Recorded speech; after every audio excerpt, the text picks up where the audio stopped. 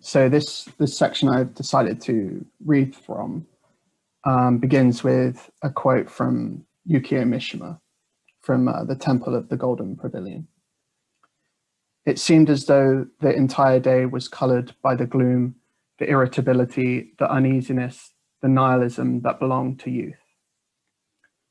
White wine begins with chords of sepulchral magnificence, maintained across the track by hi-hats and deep reverberations.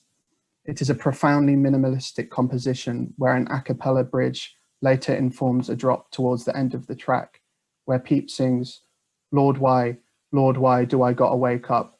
More wine, baby, pour another cup. References to a religious significance by both Peep and Tracy within the song aids the facilitation of a sepulchral thematic positioning. An interesting piece of trivia records the track initially being titled Red Wine, which would, in addition, condemn the communal glass, red wine with all its ritualistic significance, to a dimension of Maenadian chaos. The track is, however, more sepulchral than anything else. The term used here to describe the imagery of ritualized death and interment that manifest across the track. I'ma get a Maserati just to take my life inside, Tracy speaks with cold indifference on a verse laced with the suicidal evocations of a glistening wrist. Moreover, the track represents the culturalization of a deadening high. Took her to the crib and I show her how I die. Every night, then I wake up and I'm still fucking high. I'm still high, yeah. An intoxication that aids the sign of such obvious and troubled indifferences towards both life and death. Inasmuch as we have access to neither the beautiful nor the ugly, and are incapable of judging, we are condemned to indifference, Baudrillard writes. Beyond this indifference, however, another kind of fascination emerges, a fascination which replaces aesthetic pleasure. What replaces aesthetic pleasure here? Answers are achieved perhaps within the personification of cocaine as a white bitch, hopped up in my ride, which later finds parallels with Little Tracy's verse, the ecstasy of hopping out of the Uber on a Friday, presumably to begin a weekend of hedonistic excesses. One thing that fascinates me about Little Tracy's verse in particular is its continued and exact considerations of the aesthetics of Gothicism, the general mood of entropic diminishment that accompanies the lyricisms of the so magical. The verse features the sexy and transgressive landscape of castles and Gothic bitches. What is Gothicism but the general aestheticization of a certain atmosphere, place, and period? A hyperreal atmosphere, no less, that has today informed our perception of castles as mysterious places full of lost and forgotten things, tangible principalities where history and mythology collide. So much of Lil Tracy's lyricism represents this world where Gothicism is transposed onto contemporary landscapes like a Gore Verbinski film.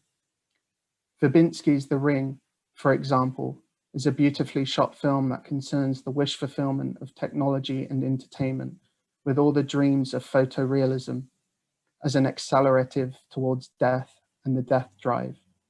Parallels can be drawn between the technological perceptions of Samara's cursed videotape and Little Tracy's conception of a Maserati as a gothically insidious instrument of death existing within the contemporary landscape. Both Verbinski's Pirates of the Caribbean, The Curse of the Black Pearl, and A Cure for Wellness are, in addition, Gothic fairy tales retold, or at least retold through the simulation of a retelling for contemporary audiences. There's absolutely nothing about the Pirates of the Caribbean franchise that renders any historical account of pirates. In fact, that first installment is almost entirely concerned with an immensely hyperreal account of undead buccaneers and British colonialism. Pirates of the Caribbean, The Curse of the Black Pearl becomes the simultaneous juxtaposition of history with mythology, a dissolution of the dichotomy, which is to say, a more truthful account of any actually existing reality. There is an honesty to such fictions, since to acknowledge something as comically fictitious is to also acknowledge the erasure of what was once terrifying and true. One thing that concerns Verbinski's films is this state of reality disintegration, the unfixed boundaries between real and artifice, between dreams and waking life, between hallucinations, fantasies, and elsewhere worlds, between the ghost inside the television screen and its encroachment into your living room. Following Little Tracy's lyrics as an interrogation into the genuineness of love and its portrayed simulacra, she said she loved me, she don't even know my real name. There becomes something grotesquely Frankensteinian about sign values. In addition, the Lovecraftian cohabitation of this gothic bitch's love within this system of objects, a Lilith of chaos stepping out of an Uber, brandishing a Gucci bag, high on cocaine. Surely these are gothic visions transposed onto contemporary forms, rendered through cold indifference, the indifference of acquired banality, perhaps, where the speaker asks, Lord, why do I want to die? There is nothing immoral here, of course, as Baudrillard writes in regards to the aesthetics of our culture. In many ways, a track like White Wine pertains only to the final seduction of numbing sensations, alcohol and cocaine, for example, the aestheticization of the death drive, self-destruction as a fatal strategy, whereby nihilism is perhaps reconciled as an ideal form. It is only at the very end of Yukio Mishima's The Temple of the Golden Pavilion, for example, where the protagonist considers the profound beauty of his nihilism, not as a source of mere and mindless destruction, but as the staging force for life's sublimity, and aesthetics of perfect ephemerality. Thank you.